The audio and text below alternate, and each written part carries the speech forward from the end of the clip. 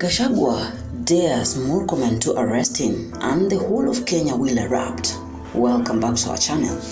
Press the subscribe button for more news bulletins on Royal News, the channel where you get all your trending politics. Now we start our big bulletins with the question: do you think Murkomen can actually dare to arrest Rigathi Gachagua? While Kenyans are watching, we shall be writing headlines because the chaos that will erupt, Murkomen will not like it. Ati ametoa taarifa kusema ati serikali ilipanga wahuni na watu wa kubomoa biashara na kuharibu biashara na kuchoma biashara ya watu wa jamii moja. Kama huyo mtu ni mwanaume kamili, atuambie hawa watu ni kina nani. Aende andikishe statement, aseme ni mtu fulani, ni kiongozi fulani, ni sehemu fulani. Kutangaza tu mambo ya ujinga kwa mitandao ya mambo ya siasa is unacceptable. William Ruto, you need to know, the Americans want to know why you are working with Al-Shabaab. Why, when you are in Mandera, you met 3 leaders of the Al-Shabaab militia at night to discuss business with them. They want to know why. They also want to know why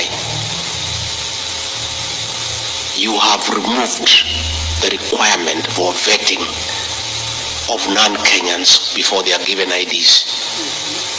The Americans are concerned that suspected terrorists will be registered as Kenyans and they will find their way to America and the rest of the world and create terror in the world. Your decision to suspend vetting of foreigners before they are given registration in Kenya is a threat to world security. And not just the Americans are concerned, Kenyans are concerned too. And this you must answer. You cannot endanger the security of the world because of your business interest. It is true you are doing business with Al-Shabaab, but you cannot endanger world security. Now this statement by Rigathi Gachagua caused a huge political storm, with Rigathi Gachagua also stating that America has placed William Ruto under their radar. Now Murkomen responded to Rigathi Gachagua by making arrest suggestions for Rigathi Gachagua. That is, immediately he jets back to Kenya. Where you are sitting the other day, disparaging our country, talking about issues of insecurity as though it's a joke, to the extent that he's talking about, he thinks that he's going to parade issues of terrorism in America for him to get votes. Your Excellency, we want to say without fear of contradiction, because he has said he has information and he knows and he has an agent who is sitting in meetings with Al-Shabaab, as soon as he lands in Kenya, he must record a statement to tell us exactly which meetings he's doing with terrorists. This country, you know, we have joked for far too long. But the questions Kenyans should be asking is, why is Gachagua heads high daring Murkomen to be arrested? Gachagua has actually gained the popularity and the love from Kenyans. Do you think Murkomen or the Kenyan government can actually dare to arrest Rigathi Gachagua without violence, war, or chaos from Kenyans?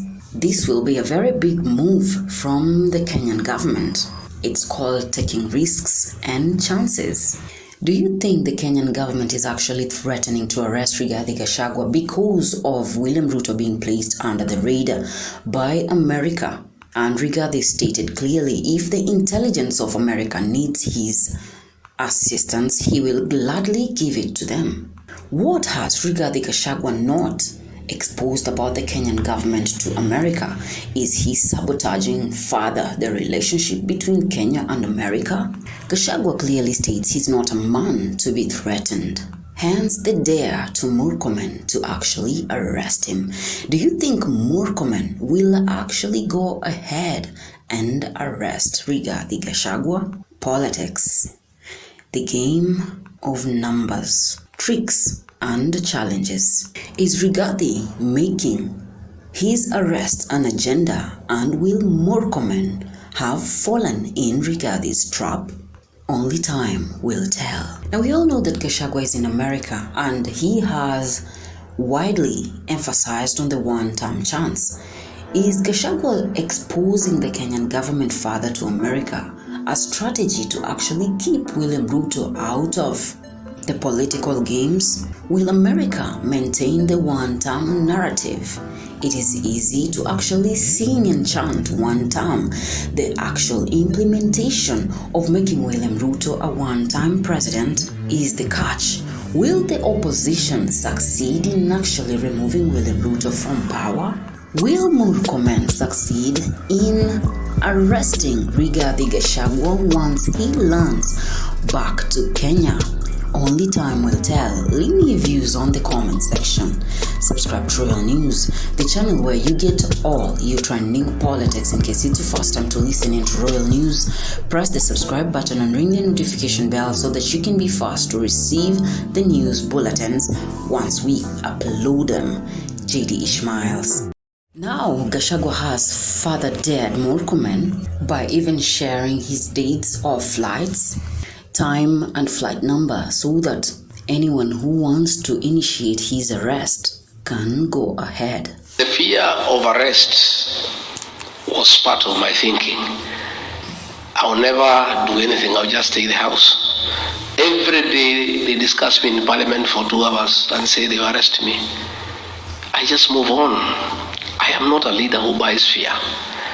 And as I have explained, I think Murkomen is lost.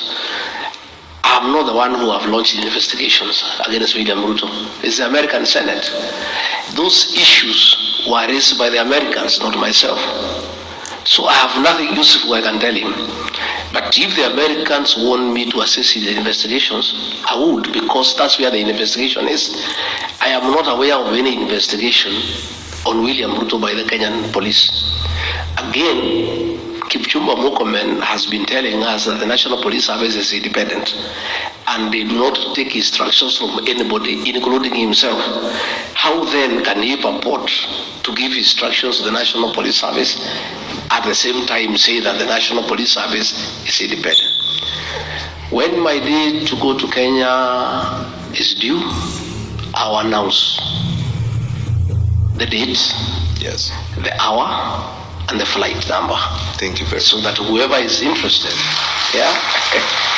in arresting me can go ahead and do it. And let me tell you, I was arrested many times before the new administration. I never changed my stand. In fact, it hardened my resolve. All those things they are doing, they are just hardening the resolve of our supporters, And I want to tell them, you cannot use criminal justice system to suppress freedom of speech and expression. It's a very outdated practice that was tried by Moi. It cannot work. I don't think by him threatening that he can arrest me can make me not express what I need to. So I'll continue with what I'm doing. And if they want to arrest me, I am a Kenyan. The courts are there. They'll take me to court.